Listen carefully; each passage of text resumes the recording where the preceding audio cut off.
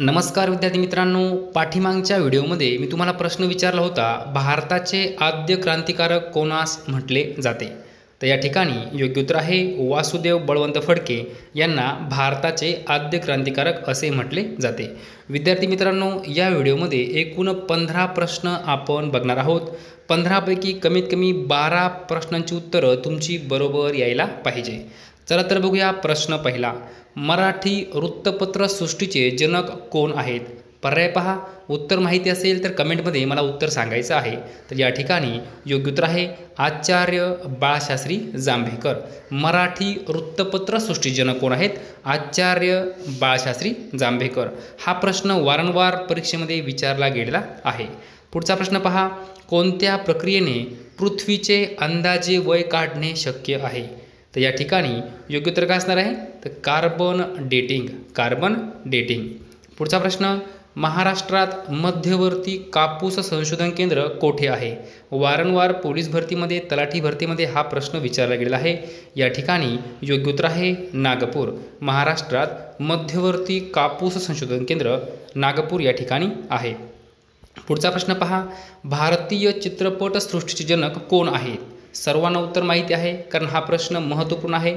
वारंवार परीक्षेमध्ये प्रश्न विचारला गेला आहे।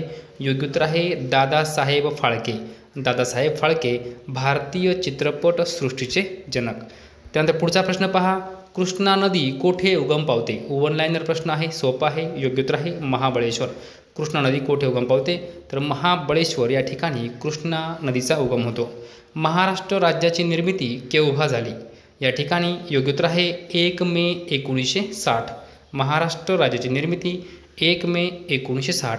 विद्यार्थी मित्रांनो, कमेंट बॉक्समध्ये मला हे सांगायचं आहे की 1 मे 1960 या दिवशी अजून दुसऱ्या कोणत्या राज्याची निर्मिती झालेली आहे, हे तुम्ही मला कमेंट बॉक्समध्ये सांगायचं आहे। पुढचा प्रश्न पहा। DNA पूर्ण रूप काय आहे? DNA पूर्ण रूप काय आहे? या ठिकाणी योग्य उत्तर आहे डी म्हणजे डीऑक्सीरायबो, एन म्हणजे न्यूक्लिक आणि ए म्हणजे ॲसिड। डीऑक्सीरायबो न्यूक्लिक ॲसिड म्हणजेच काय? DNA। विद्यार्थी मित्रांनो, जे काही DNA आहे हे सर्व सजीवांच्या शरीरात आढळणारे एक अनुवांशिक पदार्थ आहे, जे शरीरातल्या सर्व पेशीत असते। DNA मध्येच सर्व अनुवांशिक माहिती साठवलेली असते। त्यानंतर जो काही DNA जो काही शोध आहे तो कोणी लावला? तर जेम्स वॉटसन आणि फ्रान्सिस क्रिक यांनी लावला।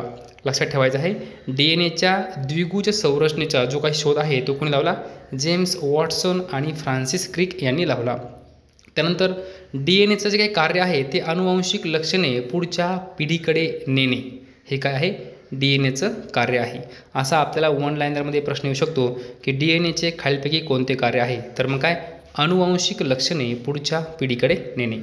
पुढचा प्रश्न पहा।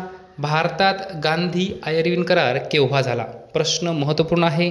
वारंवार हा प्रश्न परीक्षेमध्ये विचारला गेलेला आहे। या ठिकाणी योग्य उत्तर आहे 1931। भारतात गांधी-आयर्विन करार 1931।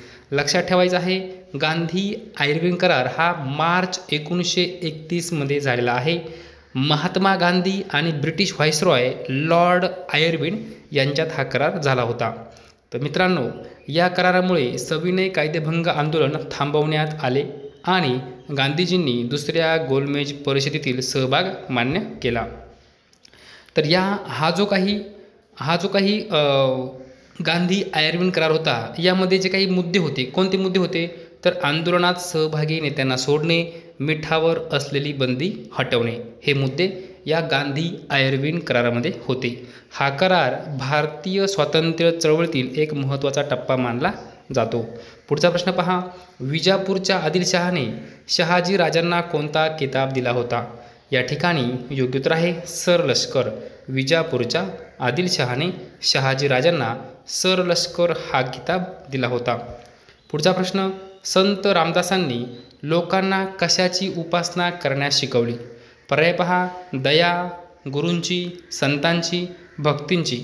या ठिकाणी योग्य उत्तर आहे भक्तीची। संत रामदासांनी लोकांना भक्तीची उपासना करण्यास शिकवली। पुढील प्रश्न पहा। ब्रेल लिपीत अक्षरांसाठी जास्तीत जास्त किती टिंबांचा उपयोग केलेला आहे? वारंवार हा प्रश्न तलाठी भरतीमध्ये विचारला गेला आहे, पोलीस भरतीमध्ये हा प्रश्न विचारला गेलेला आहे. ब्रेल लिपीत अक्षरांसाठी जास्तीत जास्त किती टिंबांचा उपयोग केलेला आहे? पर्याय पहा 7, 6, 8, 10. तर या ठिकाणी योग्य उत्तर आहे 6. ब्रेल लिपीत अक्षरांसाठी जास्तीत जास्त 6 टिंबांचा उपयोग केला आहे. विद्यार्थी मित्रांनो, या व्हिडिओमधील आपला हा शेवटचा प्रश्न आहे आणि या प्रश्नाचं उत्तर तुम्ही मला कमेंट बॉक्समध्ये सांगायचं आहे. पहा, सातपुडा पर्वतात कोणती खिंड आहे? पर्याय पहा बऱ्हाणपूर, शिपकिला, कोंढाणा यापैकी नाही. तर विद्यार्थी मित्रांनो, सातपुडा पर्वतात कोणती खिंड आहे याचं उत्तर तुम्ही मला कमेंट बॉक्समध्ये सांगायचं आहे. जर तुम्हाला हा व्हिडिओ आवडला असेल तर नक्की लाईक करा, शेअर करा, सबस्क्राईब करा. धन्यवाद.